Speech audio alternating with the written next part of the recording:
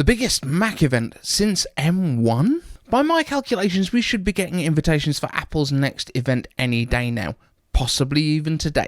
And maybe it's just me, but this one is way more exciting than the iPhone event. Last year we got maybe Apple's weirdest event ever.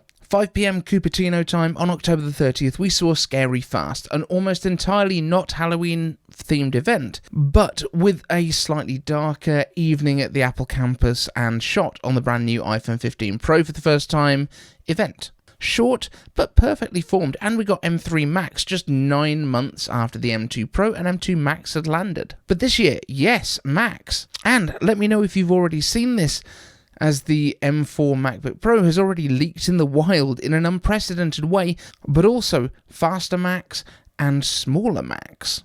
So, those MacBook Pro M4s that showed up in Russia, weirdly the least interesting part of the event. We saw the M4 in the iPad Pro in May, an unusual time for a chip launch, or even an event in general, but it seems like it was more of an oh crap, TSMC won't make anything else on the M3 kind of node. That was when the A17 would have died too, but all of a sudden it's turned up in the iPad mini.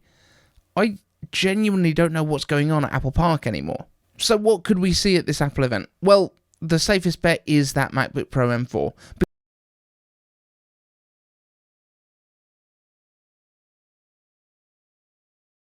When there's such tension in a Cold War II kind of way, the Russians who get their hands on something early from Apple, I mean, are they going to be worried about their own police coming for them? I don't see it happening. And apparently they got 200 out of the factory somehow.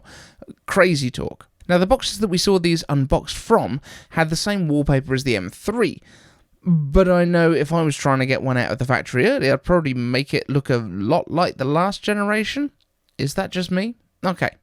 On the other hand, it's worth mentioning that the boxes always used to just feature the latest macOS wallpaper where the screen was visible without having specific wallpapers per device, and we've only just seen the new iPad mini launch with a slight colour variation on the previous version's wallpaper too, so perhaps we're moving towards different lines, just getting an iconic wallpaper each. Who knows?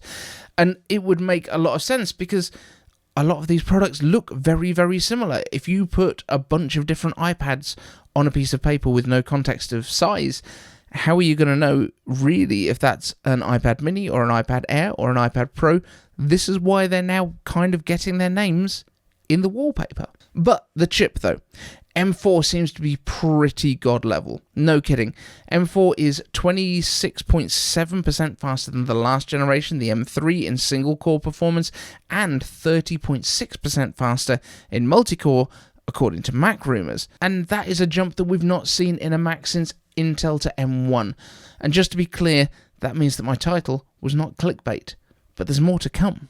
Now, there's been no indication so far of any M4 Mac chips with less than 16GB of unified memory. That is massive. Everyone's been whining for quite a while now that 8GB isn't enough on a 2024 computer, or a 2023 computer, or 2022, or 2021. You get my drift. Now, I'm okay with it because that's what I use on both of my Apple Silicon Macs, including the one I'm editing this video on.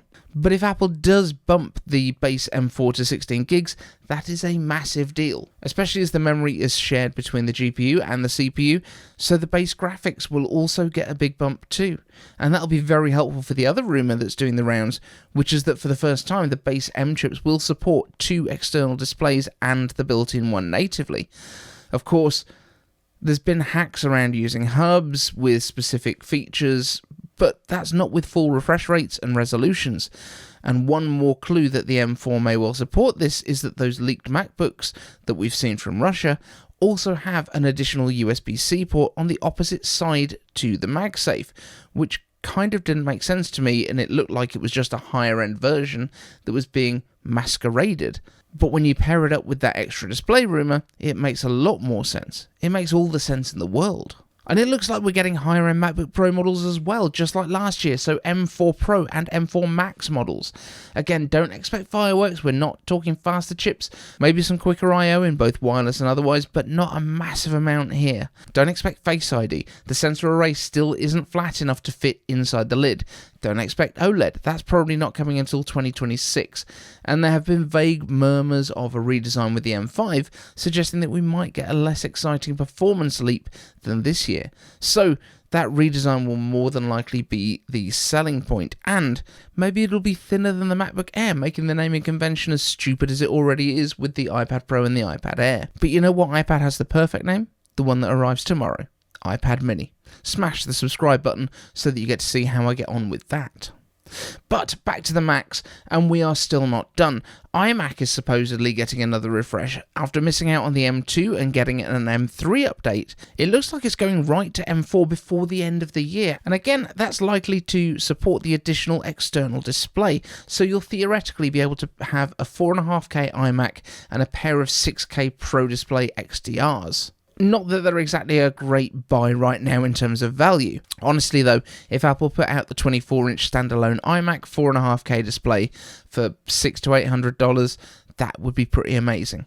And if they were going to do that, it wouldn't be a bad event to launch it when Macs can suddenly support more displays. To be clear, this is not rumoured, but it would be really cool, and there may not be any leaks for something like this, as it'll use the same components in the most part, that already go into Apple's production facilities. Oh, and there's a chance that the iMac for the first time maybe, just maybe, could get a Pro Apple Silicon chip, M4 Pro. Now, I wouldn't call that an iMac Pro update, but you know, more power as an option is always great, just don't expect a bigger display with it. At most, maybe you'll get a darker finish option. Space black iMac? I'm down. The most interesting though is the Mac Mini, changing shape and size for the first time since 2010, back when the size was kind of defined by the need to fit a DVD combo drive in there. And for the younger viewers, DVDs were these optical discs where you could store data and movies. Ask your grandparents about them. But now finally, Apple doesn't sell anything with those vintage shiny circles, even discontinuing the external drive that was introduced when the MacBook Air shocked the world by not having an internal optical drive. And Apple sure loves having matching footprints for its devices. The current Mac Mini has the same footprint as the old time capsules, the first Apple TV, and even the iconic G4 Cube. But the current Apple TV seems to be the template for this new refresh, swapping out the black plastic exterior for the standard issue Apple aluminium. And yes, that is how it's pronounced. Also, it's going to need a few more holes milled into it than the Apple TV, so we're expecting up to 5 USB-C ports, with some or all of them being Thunderbolt flavoured, and then power for the internal power supply, so no brick on the outside, HDMI, headphone jack, and Ethernet. And when I say up to 5 USB-C ports, that's because we're expecting 3 on the back and a pair on the front, Mac Studio style.